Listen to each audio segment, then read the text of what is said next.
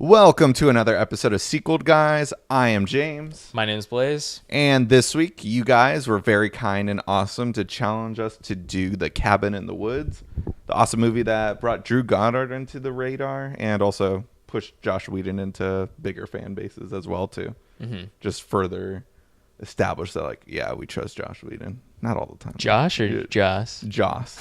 I have a lisp. Sorry. No worries. Yeah. I have to say I'm a huge fan of this movie. Didn't expect a ton going in, and then now expected a ton going out.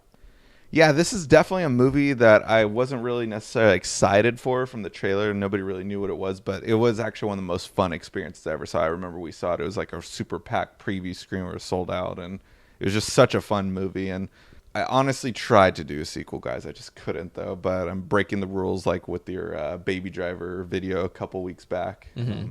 Just got to go this route. I tried, but if for a spoiler for a 5-year-old movie, if you remember, God breaks his hand through the planet and wrecks shit, and I don't know where to go from there. I tried. I was thinking like maybe the merman is Poseidon and stops him, but that's ridiculous. Yeah, I was just like, you had to go ridiculous. So with prequel, though. Prequel? Yeah. Prequel. Wait, you're doing a prequel? Yeah, we're prequeling it. This is the first episode of Prequel. A new show? Yeah. Okay. Yeah. So, returning characters, only 2 returning characters. I forgot their names, but of course we all know Richard Jenkins. He played Sitterson, and Hadley, played by Bradley Whitford. Mm-hmm. Hadley and Sitterson. Hadley and Sitterson. Names. Those are interesting names. Yeah. Anyways, they were working with that company that's doing this whole behind-the-scenes religious cult to sacrifice people. Yeah. It has a Halloween 3 vibe, now that I think about it. Mm-hmm. Like that whole vibe of like this corporation behind the scenes that are doing these things to appease these gods or these old like rituals. Yeah. So secretly, though, this is going to be their first time on the job, though. This is very far ahead in the prequel like time frame. This is going to take place in 1979, before there was a lot of slasher horror films. Mm-hmm. We're going to go back to the cabin. This is going to be a 1979 cast, essentially. This is going to be their first year working with this company. Mm-hmm. They're excited and hungry to see some death and everything. Mm-hmm. Excited to see what creatures is going to kill these group of kids. I think something that we haven't seen really in a long time, I really love Return of the Living Dead. Mm-hmm. I love that it was like a punk rock cast and stuff, and just like it was like it had a vibe going. Yeah. So I thought like instead of going the cliche Friday the 13th cast where there's like a jock, there's the music outcast kid, then there's the goody girl, and then the girl that hooks up with everyone, like fuck those cliches. Like instead it's just gonna be like a punk rock group having fun in a cabin in the woods and everything, subverting all expectations. But what kills them, because I remember in the first one they go into a basement and they open up a portal. Mm-hmm. They're not gonna find that basement. Instead they're gonna just be chilling outside and they're gonna come across mushrooms. Shrooms. Yeah. Shrooms is going to make them hallucinate into killing each other. So this is like something that they planned. Can this also be a prequel for the movie Shrooms? I haven't seen that. It's like a prequel to both movies. Is that movie funny? I don't know. Yeah. I just remember the trailer a lot when I was like, the trailer creeped me the hell out when I was. Here's a poster right here, guys, for those who haven't heard of this movie. You've seen it at Blockbuster, though. Oh, for sure. Yeah. So with these magic shrooms, they're like, oh, fuck yeah, dude, shrooms, man. It's going to be a wild night. But when they eat these shrooms, they start to realize, like, what the fuck? These aren't normal shrooms. And that's where they start to realize, like, there's something weird going on. And then Mario's going to appear and start fucking them up.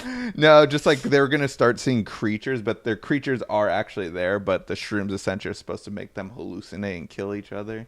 And that's the way they sacrifice each other to the gods in this movie. But also, I've always thought that shrooms, like, not that I've done shrooms, like I've had one in my mouth, but I didn't swallow it and stuff. What the fuck?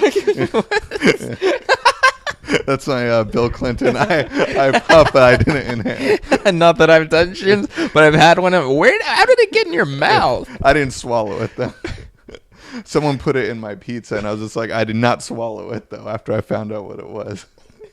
Oh, interesting. But I've just always found it weird, though, that, like, all these, like, I like Seth Rogen, but he kind of, with the night of where like just shrooms are something that makes you insane and just like go like, ah, I'm insane, like I'm gonna say anything I want, like fuck you and stuff. And just like, it's a little more low key than that and stuff. So that's did you do your research for this video? Yeah, I've done research. Yeah.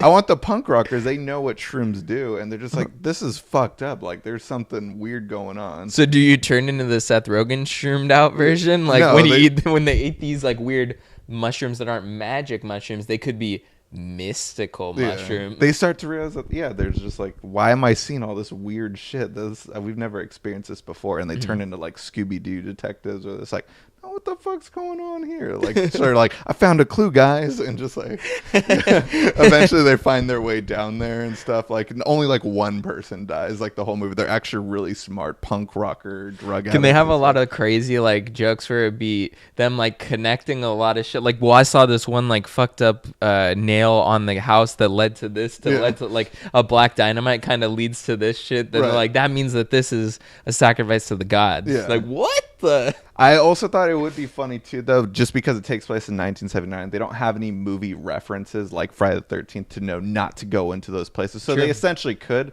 but they approach it better, where they're just like, dude, you're going to go down that scary like hallway? Like, take this gun, man. Like, yeah. Yeah. Like where they just approach stuff a lot better to where it's like makes fun of the cliches. That's what Simon Barrett, one of our favorite writers, did The Guest and You're Next. I've always liked that he's always kind of planned ahead of cliches and tries to find a way to curveball it in the middle of a scene where you're expecting something, but no, something else happens. So that's what I would want for Cabin in the Woods Part 2 or Cabin in the Woods Part 0.5 or something.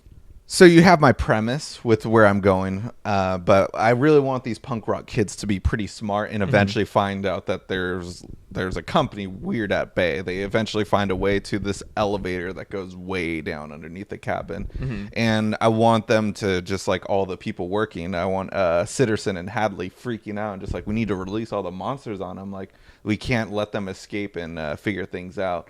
And don't need Sigourney Weaver to come back, because I thought that really felt out of place in the first one. It was really cool. It was a great cameo scene, but that was like kind of what started just the whole Sigourney Weaver cameos in movies. I remember she was also in Paul for just the ending. Avatar?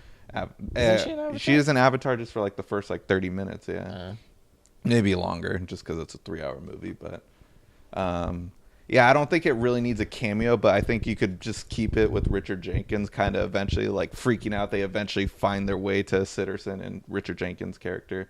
And then like, and he doesn't want to die and stuff. So he's just like kind of explains what is going on. Like these punk rock kids are fighting like werewolves, a killer unicorn. Like it could be different creatures. I didn't really think through all the different style creatures, but hell, even just like even regular animals, like, oh, what the hell? You guys even have Komodo dragons that could kill us? How would you need a swamp thing or some type swamp of thing? Cool. What is it? Man swamp?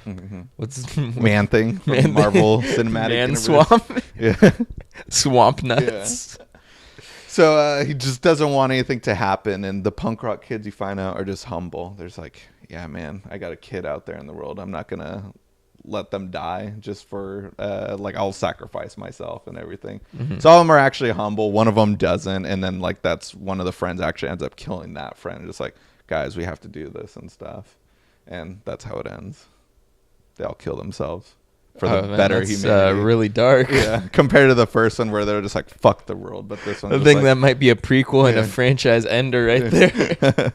It's the Rogue One of Cabin in the Woods movies. And like Sitterson and Hadley, like they were really excited to be part of this organization, but this is where it's just like, oh man, back in another day at work, man.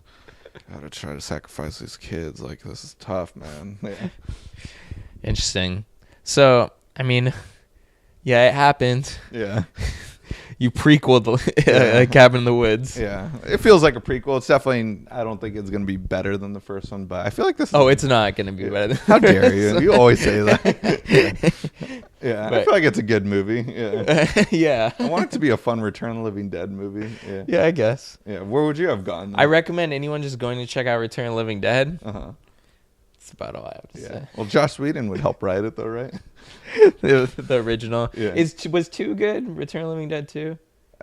I never saw it. I heard it's very similar. I mean, we know that the sequels are all sci-fi original. Oh, I've seen everyone but the second one. To be honest, okay. I've seen the third. I actually really enjoyed the third one. I don't know why. It's like it kind of has like a special place in my heart because there was this weekend on Sci-Fi Channel where they just showed all the Return of the Living Dead movies to lead up to the 6th and 7th ones that came out like back to back, and those ones were too silly. Yeah. But like the third one was pretty cool. I can't remember the fourth one at all. But they're entertaining. Right. Anyways, what are we doing next week? It's time for Christmas, guys. Happy holidays to everyone. For Christmas movie, it has a sequel. There's been talks of rebooting it and also even just going for a third sequel. So we're going to go for our Christmas movie. You have to go the Christmas route for the third one. But Gremlins. The second one is actually probably the best sequel ever made. Not going to lie. Yeah. I think it nails sequel.